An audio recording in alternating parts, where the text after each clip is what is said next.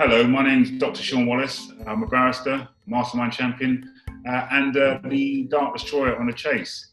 And students from my old school, Queen's Park Community School, are asking me questions about my knowledge of Black history, British Black history. Let's see how I get on. When did the Nottingham Carnival take place and who started it? A lady called Claudia Jones started it. She initially had the very first one in 1959 in St Pancras Town Hall. But it started sometime, I believe, in 1965, I think. Who led the Bristol bus boycott? Phil Parkinson, I believe, in 1963. So, you know, he was a celebrated man who basically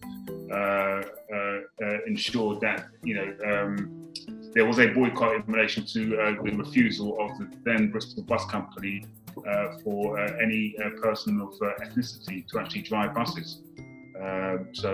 What Mr. Parkinson did was to lead a boycott, which led to a radical change in that policy. And he is a celebrated Black Briton who really should be given more credit and more light should be shined upon the fantastic achievement he's made so far as breaking down racial barriers.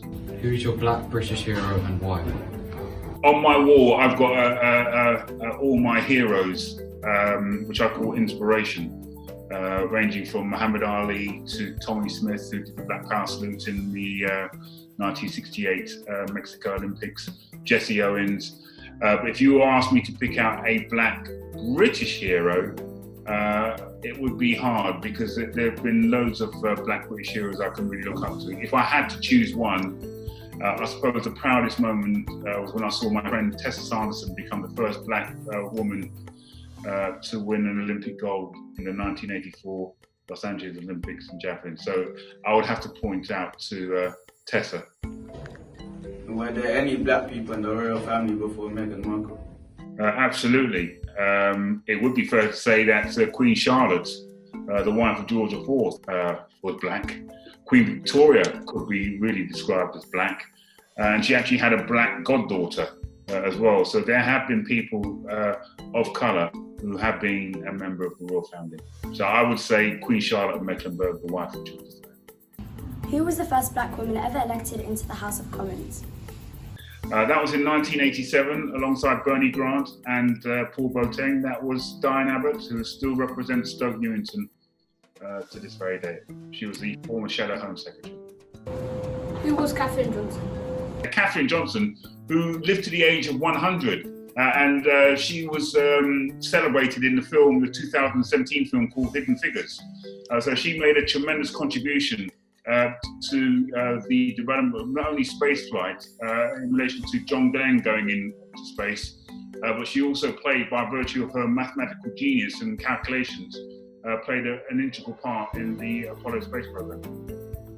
What advice would you give future academics? The most important thing about my life, my career and my development, and one of the institutions I can point to which put me on the road to success was the Queen's Park Community School, which was formerly known as Elstone School.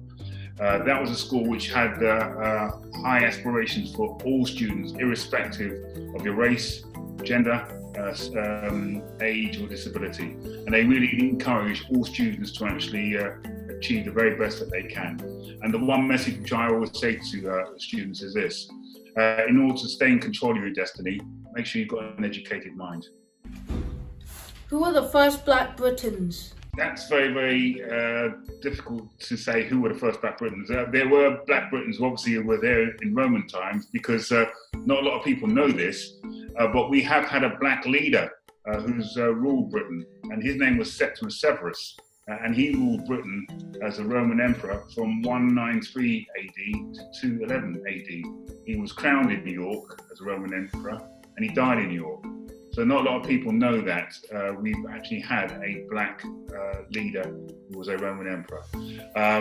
Obviously, Black people have been in Britain since Roman times, so we've had a presence in Britain since well over 2,000 years. Were there any Black British soldiers in the World Wars? Absolutely. Britain obviously being a part having a vast empire, ruling over 1/4 of the globe, clearly called upon members of its empire to actually fight and serve in both world wars, not just the First World War in itself. So again, although the light hasn't been shone in relation to the wonderful contribution black soldiers made, and also soldiers from other parts of the empire of colour made to the war effort, they made a positive contribution to the victory in both world wars, which allows Britain to be, and people who live in Britain, to have that sense of freedom which we enjoy today. In English, we learnt about John Blanc. What do you know about him? What I do know about him, he was part of the retinue of Henry VII and also Henry VIII. He was a very famous trumpeter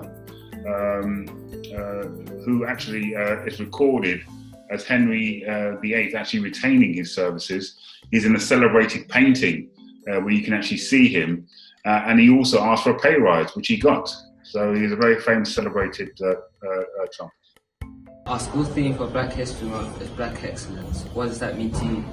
Black excellence means to strive to achieve both in all areas of life to the very best of one's ability.